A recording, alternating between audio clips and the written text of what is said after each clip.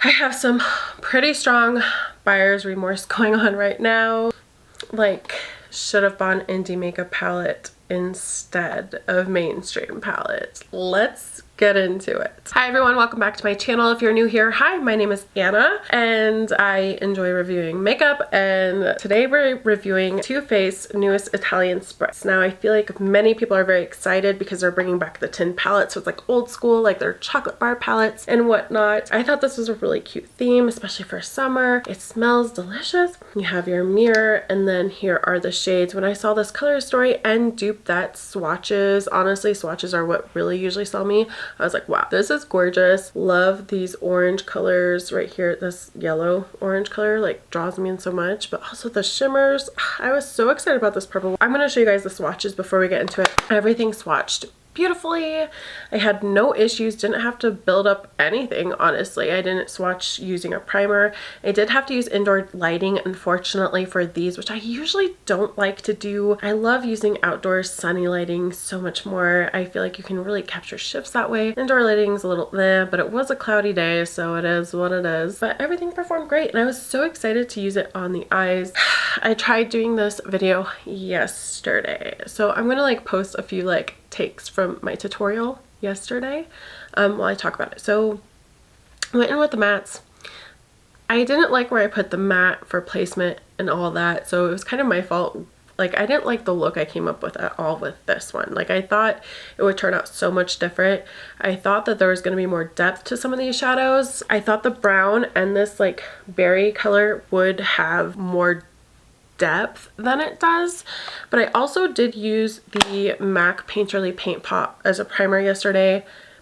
I don't think it was the best one. I think it made it look very soft and very diffused type of look, which is fine if that's what you're going for, but it's not what I was going for, so I was kind of frustrated with that.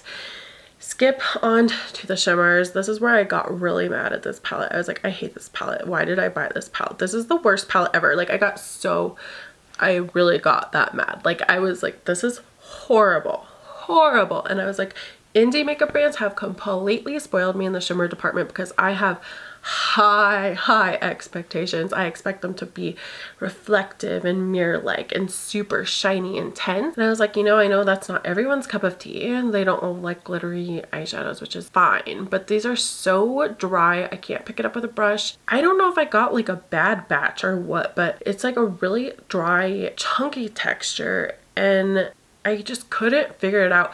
The best way is to use your finger, but even then it's still just not that shiny to me. I swatched a few that I'll show you guys later, but all the shinier ones are compared from different indie makeup brands compared to what you get in the palette.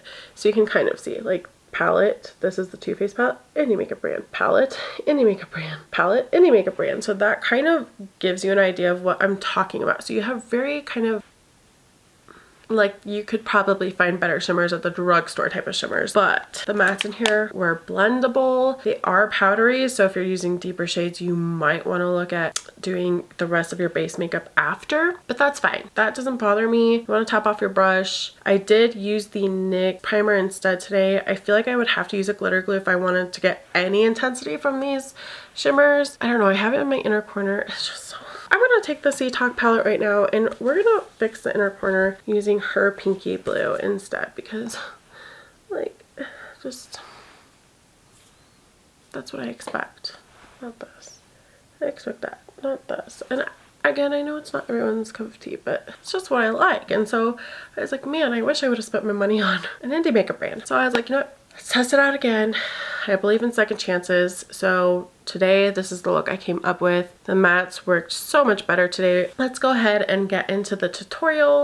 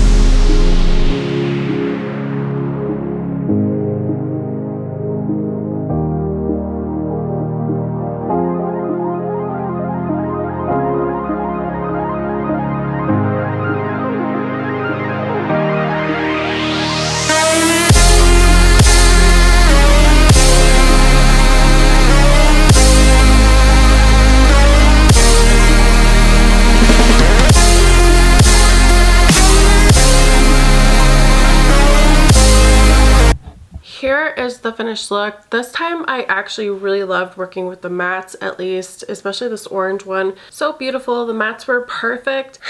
The shimmers, they still make me so mad. So like this one, the purpley one, I just thought would have so much more shine and sparkle. I don't know, does it look sparkly? I feel like they're just so dry. I feel like there's enough shimmer on the inner quarter that it's okay, but if I were to use this palette like every day, I'd feel like I need to reach for one of my better palettes that have better shimmer payoff. I just feel like there are better options out there, like Odin's Eye, for instance.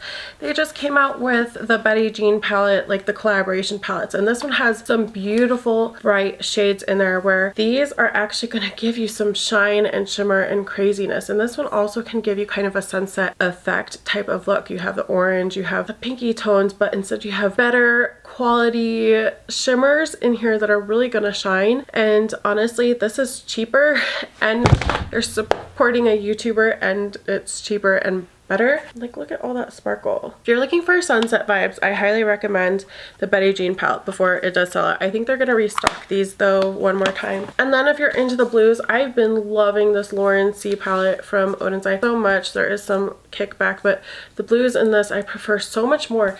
I was so sad. This blue shimmer in here is just, I guess I should have really taken this one and compared.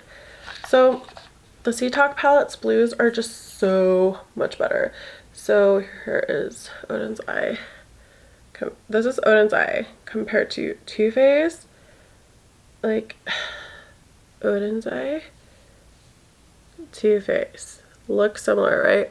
But Odin's Eye, I can tell you, is a lot more sparkly. I don't know if you can tell on the camera. And then here's Too Faced, here's Odin's Eye. Oh, Odin's Eye felt so much. Odin's Eye, right? So Too Faced. Okay, not terrible, but Odin's Eye. Like, do you see the shine though? The shine difference? It's just so much more in your face. And this just does not give me that. Here is the iridescent shell, which this one shifts more blue than the one from the Too Faced one.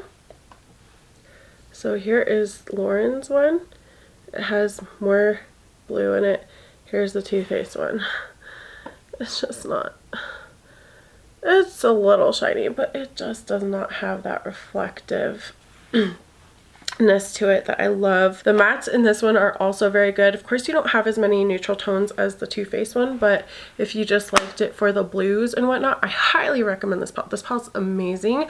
I do have full in-depth reviews on these palettes if you want to go check them out. So I recommend this palette if you're looking for some good sunset matte tones and you don't want to order from Indie Makeup Brand and wait a little bit for shipping. You want to just have it right. You need it right now. It does smell really nice. It's a pretty palette. I do like the color story, but again, the shimmers were such a letdown for me personally that I just hate the formula of the shimmers. I wish they were smoother, softer. I don't know if I got a bad batch. So let me know what your guys' thoughts are on this. Are you gonna pick it up? Do you love it? I don't know. I wonder if I have to like break through the barrier more. I feel like I've been rubbing it a lot though, so I don't know. Let me know what you guys think.